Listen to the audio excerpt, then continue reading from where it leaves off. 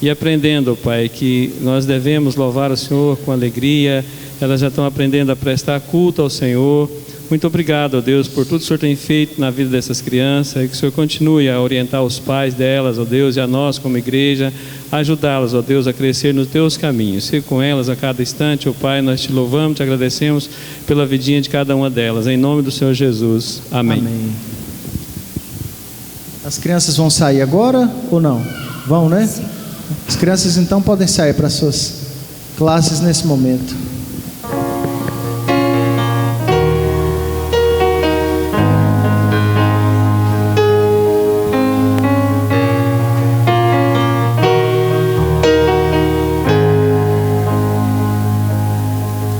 Meu Senhor, aqui estou, te agradeço o que sou, pois formaste todo o meu interior. Tu diriges meu andar, me proteges ao deitar, mesmo antes que eu fale, tu já ouves minha voz. Tu me sondas e me conheces bem, examinas minha alma, provas o meu coração, ó Pai. Tu me sondas e me conheces meu pensar, ó Senhor, vem me guiar pelo caminho eterno.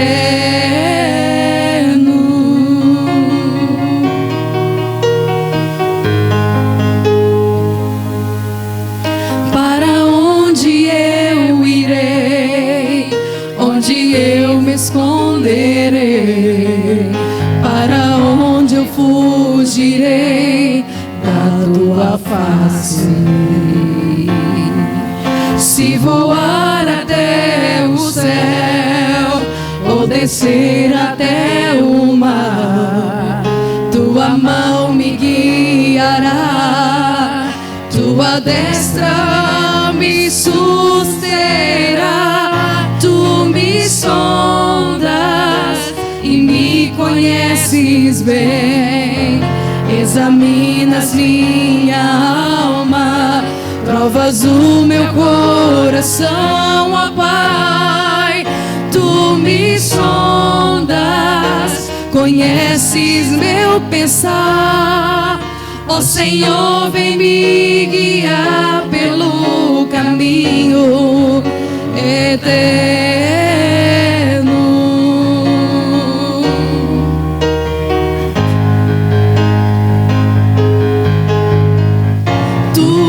Sondas e me conheces bem, examinas minha alma, provas o meu coração, ó Pai. Tu me sondas, conheces meu pensar, ó Senhor, vem me guiar pelo caminho. Ó Senhor, vem me guiar pelo caminho eterno.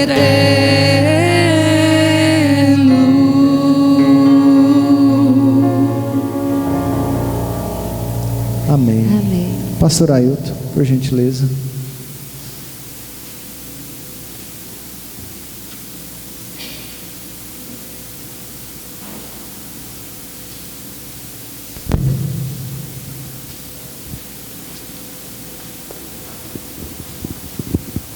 Que a graça e a paz do Senhor Jesus esteja sobre todos nós, amém? Eu sei que todos nós temos expectativas quando saímos de nossas casas e entramos aqui nesse lugar, na casa do Senhor. Nós temos a expectativa de nos apresentarmos diante de Deus, com as nossas petições, com a nossa adoração e louvor. E temos também uma expectativa de ouvir de Deus, de ouvir da palavra de Deus. Cremos que a fé vem pelo ouvir, e o ouvir a palavra de Deus. Eu gostaria de perguntar aos irmãos, antes de começarmos propriamente a nossa reflexão de hoje. Eu preguei aqui na igreja 2 domingos atrás. Quem se lembra qual foi o tema da mensagem? Mais ou menos, não precisa dizer sobre de que se tratava a mensagem de 2 domingos atrás. Sacerdócio universal dos crentes ou dos cristãos. O que significa isso? Na verdade, nós estivemos refletindo juntos sobre o fato, uma das coisas que eu particularmente considero como das mais importantes na nossa caminhada cristã, que é o fato de sabermos que entre nós e Deus não há e nem pode haver nenhum intermediário. Porque Jesus, sendo Deus, sendo Ele próprio o sumo sacerdote, e sendo também Ele o Cordeiro de Deus que tira o pecado do mundo, tendo morrido na cruz, Ele rompeu qualquer barreira e nos permitiu um acesso direto a Deus. É claro que pela nossa cultura,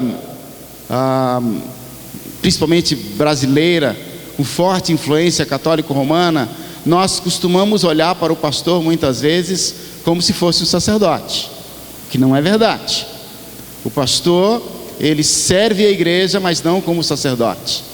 Todos nós podemos ter acesso direto a Deus, sem a intermediação do pastor ou de quem quer que seja. E é importante nós sabermos isso, para nós termos a liberdade de apresentarmos os nossos pedidos, apresentarmos as nossas inquietações, a nossa adoração, aqui ou em qualquer outro lugar, porque também sabemos que não é somente nesse lugar que nós podemos adorar ao Senhor. Mas não é sobre isso que eu quero falar com os irmãos nessa noite. Eu penso que há 2 coisas que são básicas na nossa relação com Deus. É o fato de nós podermos, nós como humanos, como servos, podemos olhar para o Senhor e sabermos que podemos falar diretamente com Ele. Podemos saber que não existe alguém que possa ter uma oração forte, ou possa ter uma intimidade maior, ou que possa ter um acesso privilegiado, que possa de alguma forma levar mais rapidamente o nosso pedido a Deus. Isso não existe. Certamente algumas pessoas podem se colocar como nossos intercessores. Algumas pessoas podem nos ajudar conduzindo-nos mesmo na adoração, para que nós possamos nos apresentarmos com a nossa adoração a Deus, também num momento especial de louvor e adoração, quer seja aqui ou em outro lugar. Mas há uma outra coisa tão básica quanto essa. Porque se o sacerdote era aquele que no Antigo Testamento levava diante do altar do Senhor o cordeiro, para que fosse sacrificado, e uma vez sacrificado o cordeiro, ele permitia o acesso do homem a Deus, porque o sangue cobria o pecado e permitia que o pecador se colocasse diante de Deus. Mas há uma outra inquietação tão básica quanto essa na nossa vida cristã. Há uma outra coisa que, se nós nunca paramos para pensar nela, talvez seja tão rudimentar e tão básica na nossa relação com Deus. Como é que nós ficamos sabendo qual a vontade de Deus? Como é que nós podemos discernir aquilo que Deus quer de nós? Em outras palavras, como é que Deus fala conosco? Eu sei que pelas nossas cabeças nesse momento passaram-se muitas ideias. Eu me lembro que na adolescência chegou um pastor novo na igreja e eu fui conversar com ele ali naquela tentativa de aproximação, e eu conversava com ele, fui à casa dele, eu nunca tinha ido à casa de um pastor, e eu via ali aquele monte de livros, sabia que ele tinha chegado de um seminário, estudado por 4 anos, que tinha estudado muito, e que estava muito preparado para conduzir o rebanho do Senhor naquele lugar. E eu fiz uma pergunta para ele, dizendo assim: pastor, então o senhor, para preparar uma mensagem aí de uns 40 minutos na igreja, o senhor deve demorar pelo menos uma meia hora fazendo o esboço. Ele sorriu e disse: olha, eu demoro horas estudando, eu demoro dias orando para compreender o que devo falar ao povo. Isso foi uma coisa que chamou a minha atenção, que tem aquela coisa que as pessoas dizem que o servo do Senhor tem que estar preparado em todo e qualquer lugar. Ele abre a palavra do Senhor e sai pregando. Os pastores que estão aqui presentes sabem que às vezes a gente fala aqui por 30, 40 minutos, mas foram horas de estudo e preparação. Isso vai na contramão de algumas crenças. Existem alguns grupos. Um grupo, uma igreja, tem como praxe, tem como prática, tem como costume dizer que não se pode estudar. As pessoas estão ali, as várias pessoas, os obreiros estão à frente, e aí eles ficam esperando que o Espírito Santo de Deus fale com um deles, para que possam comunicar ao povo de Deus a mensagem de Deus para aquele dia. Um olha para o outro, dá aquela balançadinha de cabeça: falou com você? Não, ainda não. Com você ainda não. E se começa a demorar, em algum momento alguém se levanta e diz: assim diz o Senhor. Tempos depois, eu frequentando uma igreja, eu vi um pastor que, para demonstrar a sua intimidade com Deus, para demonstrar o seu acesso direto ao Espírito Santo de Deus, ele tinha um costume. Ele chegou uma vez e falou: olha, meus irmãos, eu estudei bastante para esse sermão, eu preparei um esboço, mas o Espírito Santo mudou tudo agora e eu vou pregar diferente. Tudo bem, pode até acontecer, eu creio que Deus intervém nas situações. Mas quando ele fez pela segunda, terceira, quarta vez, a liderança da igreja falou: opa, tem alguma coisa errada, vamos entrar num acordo aí entre você e o Espírito Santo, para que vocês não estão se comunicando fora desse momento aqui. Eu quero ler com os irmãos Romanos capítulo 12, os versos 1 e 2, para nós começarmos a pensar sobre esta difícil questão de ouvirmos a voz de Deus. Como é que nós podemos tomar as nossas decisões, tendo consciência de que estamos fazendo ou não a vontade do Senhor? Romanos capítulo 12, versos 1 e 2.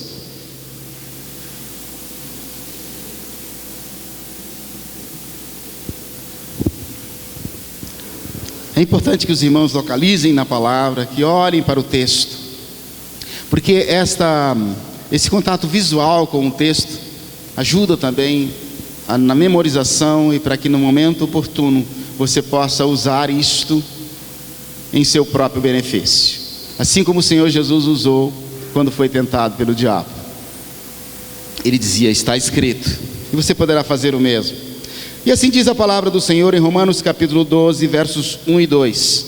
Rogo-vos, pois, irmãos, pelas misericórdias de Deus, que apresenteis o vosso corpo por sacrifício vivo, santo e agradável a Deus, que é o vosso culto racional.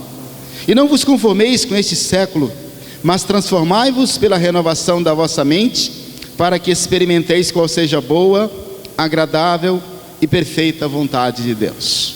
Quantos podem dizer amém? Nós temos a expectativa de que Deus fale conosco. Nós até usamos a expressão de que é hora da mensagem. E há quem pense, de boa fé, que é como se fosse um transe, né? Deus fala e diga: você vai ser boca de Deus para falar ao povo. Como se você não tivesse mais domínio sobre as suas palavras. Não creio assim. Eu creio que Deus nos dá inteligência para pesquisar, estudar, compreender, para que, usando todos os recursos que nós temos, nós possamos comunicar aos irmãos aquilo que cremos, não as nossas dúvidas, mas aquilo que cremos. E esse comunicar não significa que os irmãos terão que concordar com tudo. Os irmãos poderão, com a Bíblia aberta, nós vamos ler outros textos, até discordar, honestamente. Poderão pensar: olha, talvez não seja assim, vou pesquisar um pouco melhor. Principalmente numa questão que vamos tratar hoje, que eu creio que seja uma das mais básicas da nossa vida cristã, sobre como reconhecer a vontade de Deus. Nós muitas vezes nos somos colocados diante de situações em que precisamos tomar decisões. Nós até gostaríamos de ter mais controle sobre a nossa própria vida, Ou gostaríamos que Deus tivesse mais controle? É uma grande dúvida sobre a transcendência de Deus, que é eterno, poderoso, mas que também é muito imanente àquele que se aproxima e que fala conosco. Mas como Ele fala conosco? O que Ele fala conosco? Como vou saber se Ele mesmo fala comigo ou não? Como vou saber se tenho que tomar essa decisão ou aquela decisão? Como eu vou saber se não estou sendo levado em roda por ventos de doutrinas ou por coisas falaciosas que me trazem mais engano do que discernimento do que seja a boa, perfeita e agradável vontade de Deus? É claro que viver não é uma tarefa fácil, porque nós tomamos decisões o tempo todo, e nós muitas vezes começamos a pedir a Deus que nos ajude a tomar essas decisões, e parece justo, parece correto, nada mais cristão, nada mais, eu poderia dizer assim, temente a Deus do que perguntar: Senhor, qual a sua vontade para esta questão? Senhor, qual a sua vontade para aquela outra questão? Então nós podemos pensar, meus irmãos, que em algumas vezes nós vamos passar algumas situações difíceis para discernir a vontade de Deus. Quando nós estamos discutindo teoricamente isso, quando nós estamos falando da vontade de Deus de uma forma genérica para a vida do outro, parece fácil.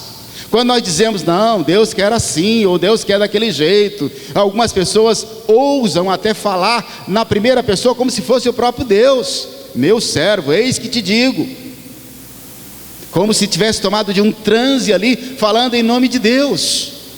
Mas Deus falou de muitas maneiras com os seus servos ao longo da Bíblia, ao longo da revelação progressiva que Ele fez. Ele falou de diversas maneiras.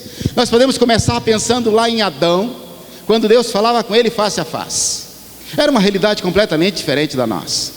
Deus falava com o homem todo dia, na viração do dia ou à tardinha, e ele podia desfrutar daquela companhia de Deus, até o dia em que ele se afasta e Deus pergunta: Adão, onde estás? Porque havia um encontro marcado todos os dias.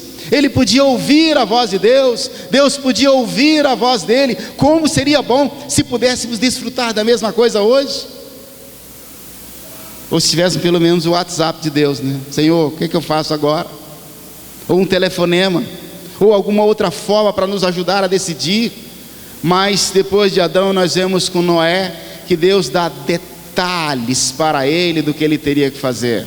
Noé, você vai construir uma arca, ou um barco, ou vai fazer uma construção assim, com tal medida, com tal material. Você vai colocar os animais ordenados de tal maneira, de tais espécies, com tais quantidades.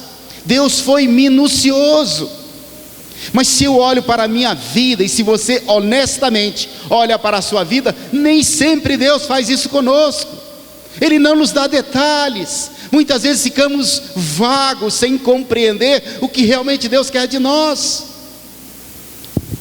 E a revelação de Deus segue. Depois vem Moisés, quando Deus tem Abraão, que Deus dá talvez ali uma revelação um pouco mais incompleta. Olha, sai para um lugar que eu vou te mostrar. E vai dando aos poucos. Ele fica confuso, ele faz até uma loucura. Quando Deus diz que ele vai ter um filho, Deus começa a demorar, porque nós somos apressados, nós queremos para ontem. Se Abraão esperou anos, muitos anos, e Deus não respondeu, e nós o criticamos, por que Abraão foi tão louco para duvidar da promessa de Deus? Às vezes eu oro pela manhã e quero a resposta à tarde. Eu oro hoje e quero a resposta amanhã. Eu oro essa semana e Deus tarda em me responder. Por que com Abraão Deus demorou tanto a ponto dele tomar a escrava e ter um filho com ela, pensando que seria o filho da promessa, imaginando que estava fazendo a vontade de Deus? Quantas vezes nós podemos dar umas mancadas como esta, de fazer coisas que cremos ser a vontade de Deus, e estarmos na contramão daquilo que Deus quer de nós? Quanto a Moisés, Deus deu sinais a ele. Ele duvidou e Deus falou: não, eu vou te mostrar. Você quer algo sobrenatural? Eu te mostro. Você quer ver o meu poder? Quantas vezes eu e você poderíamos desejar que Deus nos mostrasse a sua vontade com sinais sobrenaturais? Senhor, faz tremer a cortina, faz piscar a luz, que alguém ligue agora e fale alguma coisa para mim. Me dá um sinal, Senhor. Mas nem sempre Deus nos dá sinais. Não sei se você já pediu, eu já pedi sinais a Deus em algumas situações, crendo que como Deus faz bem mais tarde lá com o Gideão: ó Senhor, se ia acontecer assim, é porque o Senhor quer dessa maneira. Depois ele duvida: não, se o Senhor fizer ao contrário, é porque esse negócio é do Senhor. E nós às vezes ficamos esperando que Deus fale conosco. E eu gostaria de destacar a história de José. Deus dá um sonho para ele, de que ia fazer algo na vida dele. E nós às vezes queremos que as coisas aconteçam com muita rapidez, e a vida dele vai de mal a pior. O rapaz de 17 anos vai ver os sonhos cumpridos lá aos 40, depois dos piores tipos de sofrimento que poderiam fazê-lo blasfemar contra Deus, ou duvidar sequer da existência de Deus, por tamanho sofrimento a que ele foi submetido. Quanto mais a gente olha para estas revelações, mais complicado fica. Nós sabemos: e agora? Como será conosco? Como será comigo? Como será com você? Como Deus vai te dizer qual é a boa, perfeita e agradável vontade dele para a sua vida? Como é que você vai tomar as suas decisões? De acordo com o seu próprio entendimento? Ou você vai tomar as suas decisões de acordo com a vontade de Deus? Será que dá para conciliar isso? Apóstolo Paulo é outro exemplo fantástico. Primeiro encontro do Senhor com Paulo, aquela conversão maravilhosa, milagrosa, poderia deixar ele pilhado para o resto da vida. Diz assim: não, Deus falou comigo, ele parou e me mudou de rumo. Essa é a verdadeira conversão. Estou indo nessa direção. Diz: não, Paulo, não vá, Saulo, não vá para lá. Você agora é Paulo, você vai para ali. E ele podia dizer: não, agora eu faço o que o Senhor me mandar, e estava pronto para isso. Mas mesmo assim ele também enfrenta dificuldades para discernir a vontade de Deus, mesmo naqueles tempos, mesmo dentro daquelas realidades. Em Atos capítulo 16, vamos ler dos versos 6 a 10. Gostaria que os irmãos localizassem aí.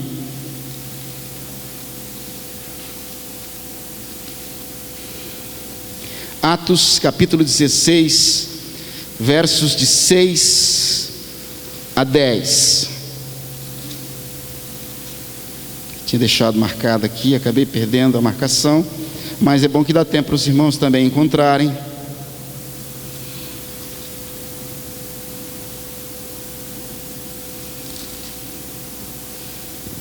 Então vamos lá. Assim diz o texto da palavra do Senhor: e percorrendo a região Frígio-Gálata, tendo sido impedidos pelo Espírito Santo de pregar a palavra na Ásia,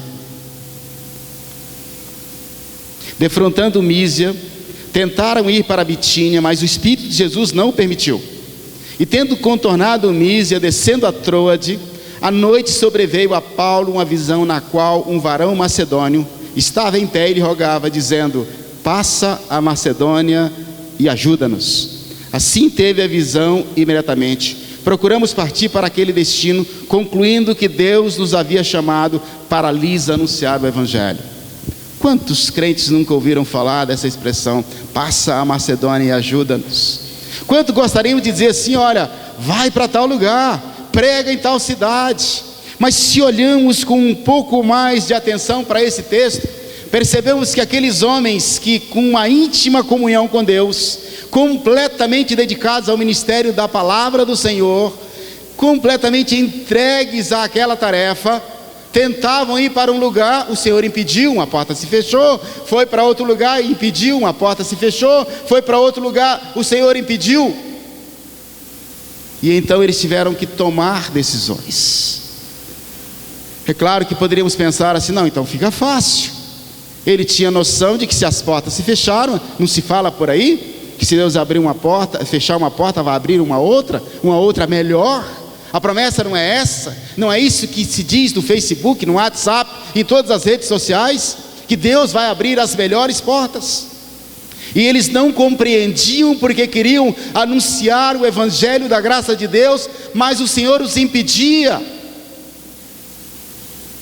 E é claro que quando Deus não nos dá claramente a noção daquilo que devemos fazer, nós temos que tomar decisões, porque nem sempre Deus vai nos falar. Neste caso específico, eles tomaram uma decisão de pelo menos, vamos dormir por aqui, porque se não conseguimos ir para lá, não conseguimos ir para aquele outro lugar, e nem para aquele outro, vamos ver, amanhã a gente resolve. Alguma decisão foi tomada, e tendo sonhado, Paulo compreendeu que era do Senhor. Acordando no outro dia, chama ali os irmãos e fala assim: olha, eu tive um sonho, um varão da Macedônia me diz, passa a Macedônia e ajuda-nos, eu creio que é de Deus. E eles tentam ir e conseguem ir para lá. Aí fica fácil, as portas se fecharam, há uma visão sobrenatural, há um sonho e a porta se abre. Seria bom se fosse assim. Quantas vezes já aconteceu na sua vida dessa maneira? Tentei de um jeito, a porta se fechou. Então agora ficou fácil. Então se a porta estiver aberta, porque é de Deus. Podemos dizer isso? Podemos estabelecer como doutrina? Podemos estabelecer como padrão do Senhor para as nossas vidas? Se a porta está aberta, é do Senhor. Se a porta está fechada, é porque não é do Senhor. Isso não é verdade. Mas é importante perceber que há momentos que, quando Deus não nos fala claramente, nós temos que, dentro daquilo que Ele já nos mostrou, dentro do relacionamento que temos com Ele, do conhecimento da visão do Evangelho, nós temos que tomar decisões, independente dele nos mostrar claramente. Porque às vezes nós podemos ficar perguntando: Senhor, fala comigo, Senhor, me mostra o teu caminho, Senhor, me diz o que fazer. Eu não sei se você já teve essa experiência com uma situação séria na sua vida, de ficar pedindo: Senhor, me mostra a tua vontade. Aí você ora de novo: Senhor, me mostra a tua vontade. Aí você se ajoelha e diz: Senhor, me mostra a tua vontade. Você jejua e diz: Senhor, me mostra a tua vontade. E Deus parece que não responde. E quando Deus parece que não responde, você é tomado por uma confusão de sentimentos. Ou eu fiz alguma coisa errada, ou Deus está me falando, eu não compreendo, ou Ele não está me falando porque alguma coisa há na minha vida e eu não sei o que fazer. Das duas, uma. Ou a pessoa fica paralisada, sem saber o que fazer, ou muitas vezes vai atrás das profetadas. O primeiro que falar qualquer coisa parecida, por mais genérica que seja, pode ser tomada como a voz de Deus. E daí vem as confusões e os grandes desastres nas vidas das pessoas, porque às vezes nós queremos que Deus nos ajude a decidir coisas do dia a dia. Senhor, eu devo fazer esse curso ou aquele curso? No tempo em que as pessoas tinham que decidir apenas por medicina, engenharia, direito, administração e mais alguma coisa, era fácil. Hoje que tem mais de 200 e tantos cursos à disposição na maioria das cidades, é uma loucura. Imagina um jovem dizendo: Senhor, me diga que curso eu devo fazer. E Deus não fala nada. Senhor, com quem eu devo me casar? E Deus não fala nada. Senhor, devo morar nessa cidade ou naquela outra cidade? Senhor, eu faço um concurso ou devo empreender? Senhor, eu vou trabalhar de empregado, eu vou montar a minha empresa. E às vezes Deus não fala nada. Como eu vou saber qual é a perfeita, agradável e boa vontade de Deus? Mostra-me, Senhor, a tua vontade. Será que todas as vezes Deus terá que falar conosco de maneira sobrenatural? É assim que acontece na sua vida? E às vezes nós ficamos com aquele sentimento: eu não sou tão espiritual. Bons são aqueles outros que falam que Deus tem uma ligação tão direta com eles, que é só eles pedirem e Deus responde. Qualquer coisa: se eu devo ir com essa roupa ou com aquela, eu vou de carro ou vou de ônibus, eu vou de avião, eu vou nesse voo, eu vou amanhã cedo. E imagino muitas vezes que se eu tomar a direção errada, ou se eu tomar a decisão errada porque não ouvi ou não compreendi a voz de Deus, eu posso ter consequências. Será que Deus é assim? O que eu faço com isso? O que você faz com isso? Será que você vive também esse drama algumas vezes, tentando compreender qual é a vontade do Senhor? Como é que Deus fala conosco? Alguém pode dizer, não, Deus nos fala através da palavra, é verdade? Há muitas coisas que já estão claras na palavra do Senhor.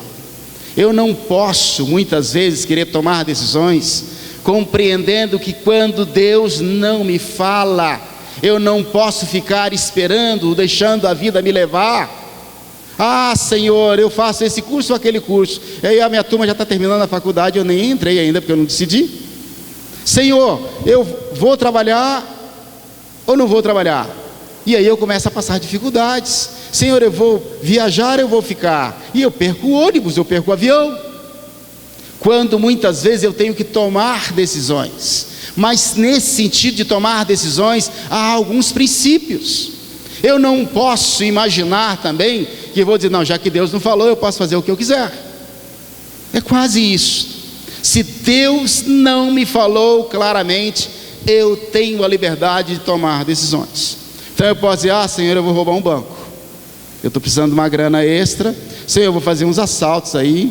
Olha, eu estou precisando de uma alimentação um pouco melhor, eu vou no supermercado, encher o carrinho e vou sair sem pagar. Eu posso tomar decisões assim? Eu posso fazer como aqueles que fizeram lá em Brasília a oração da propina. Senhor, nós te agradecemos por essa provisão, quando estavam fazendo uma corrupção. Há coisas que estão claras, que Deus já falou, Ele já demonstrou, Ele já nos disse. Eu não duvido que muitas vezes Deus fale conosco. Eu pessoalmente já tive uma experiência muito clara, que creio ter tido num determinado momento um discernimento da voz de Deus. Eu fui convidado para uma reunião de oração, numa sexta-feira de manhã, e eu estava assim, cansado, pensando assim, o que eu tenho para falar para essas pessoas? Sexta-feira de manhã, quem vai ter numa reunião como essa? E naquele caminho, quando eu ia para aquela reunião, pensando, Senhor, o que eu tenho para oferecer para estas pessoas? Como não tivesse nada para dizer, como não tivesse nada para oferecer. É claro que eu não ouvi, porque as pessoas que estavam ao meu lado não ouviram, mas eu tive um discernimento muito claro, como a voz de Deus dizendo, a minha graça te basta. Chegando naquela reunião, eu falei, uma reunião normal, fiz uma reflexão ali na palavra do Senhor, e uma mulher pediu que eu orasse por ela. Eu comecei a orar por ela, fechei os meus olhos, coloquei a mão sobre a cabeça dela, nem é muito o meu costume. E quando eu terminei a oração, tinha uma fila, porque nessa reunião tinha mais de 50 pessoas, e várias pessoas pediram oração naquele momento. Eu não posso, a partir de uma experiência como essa, imaginar que a cada situação da minha vida, Deus vai fazer isso. Quantas outras vezes eu mesmo tive que tomar decisões e pedir, Senhor, fala-me, mostra-me a tua vontade, me dá o teu discernimento, e Deus não disse nada. Eu tive que usar inteligência, eu tive que usar conhecimento, tive que usar bom senso, ética e muitas outras coisas para tomar as decisões, crendo que ainda assim eu poderia estar fazendo a vontade do Senhor. 1 Coríntios capítulo 16, versículos de 5 a 9.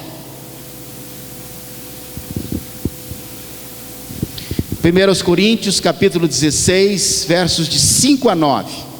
Você pode procurar aí. Vai ser interessante você observar o texto na palavra.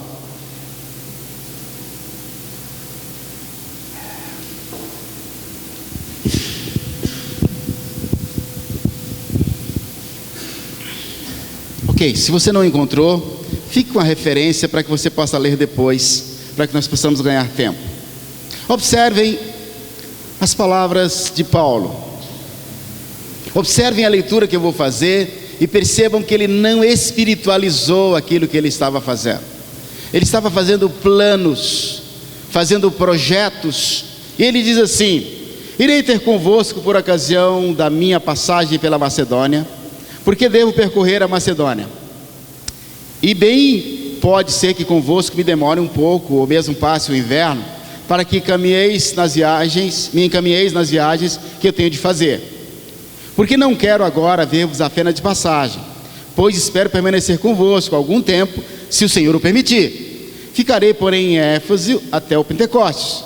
Porém, porque uma porta grande